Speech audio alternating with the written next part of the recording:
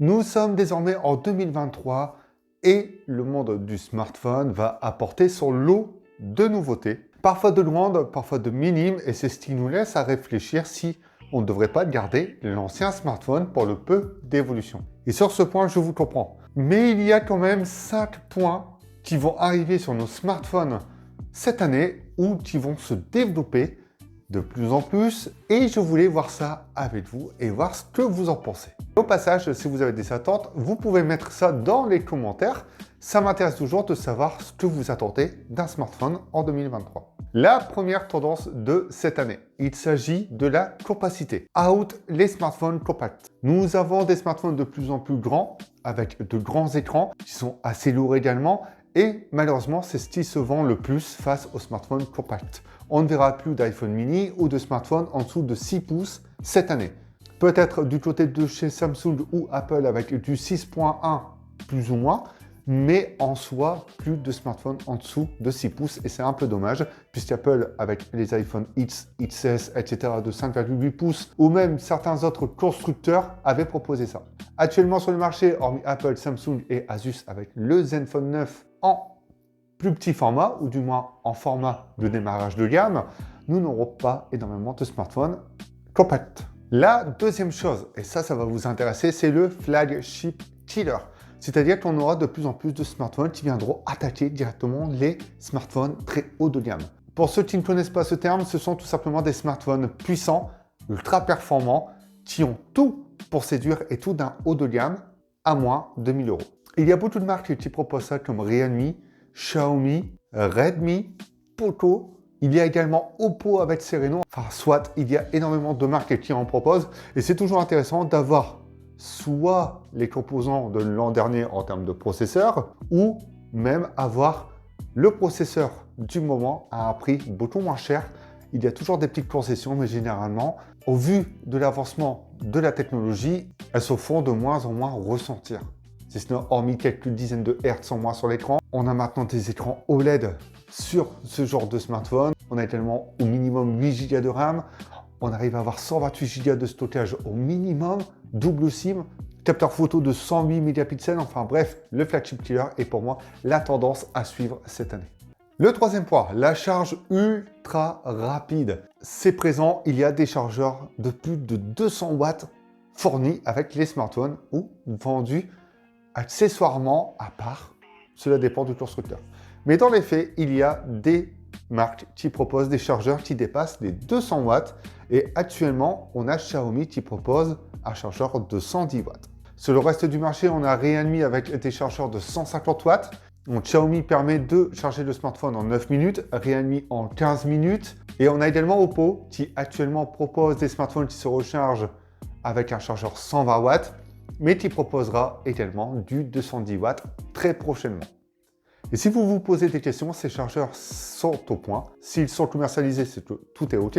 Et en plus de ça, ça vous permettra de charger votre smartphone en 10-15 minutes et surtout d'avoir une autonomie d'une journée à une journée et demie, puisque ces marques qui proposent des chargeurs ultra rapides sont quand même assez réputées pour avoir une bonne autonomie. Quatrième point, le zoom. Le zoom est de plus en plus présent sur les smartphones très haut de gamme. Il y a par exemple Samsung qui propose des zooms 100 fois. Donc le zoom va être ultra présent sur ce type de produit et va permettre de zoomer beaucoup plus loin. Pourquoi pas du 150 ou 200 fois. Ça permettrait d'aller chercher donc, des éléments encore beaucoup plus loin. La bonne question c'est est-ce vraiment utile d'avoir un aussi grand zoom puisque déjà on l'utilise que très rarement. C'est pas stabilisé, c'est pas ultra détaillé, c'est pas ultra net. Même si c'est propre, il y a quand même encore quelques petites améliorations, donc autant passer par là en premier temps, plutôt que de proposer des zooms beaucoup plus longs. Mais si on arrive à avoir de gros zooms, plus de la netteté et une meilleure stabilisation, pourquoi pas? Mais ça va faire monter le prix également des smartphones. Le tout dernier point, le cinquième, il s'agit du smartphone pliable. Comme vous savez, Samsung a déjà commercialisé depuis 2-3 ans des smartphones qui se plient.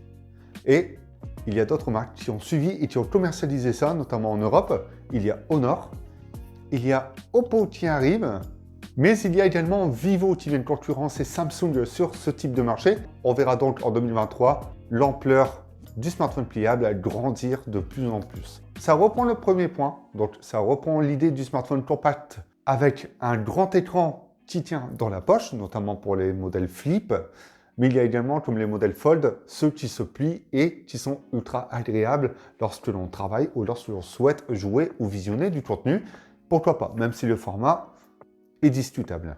Passer d'un petit écran à un grand écran, rien de mieux. Surtout que l'autonomie de ces smartphones ont été améliorées.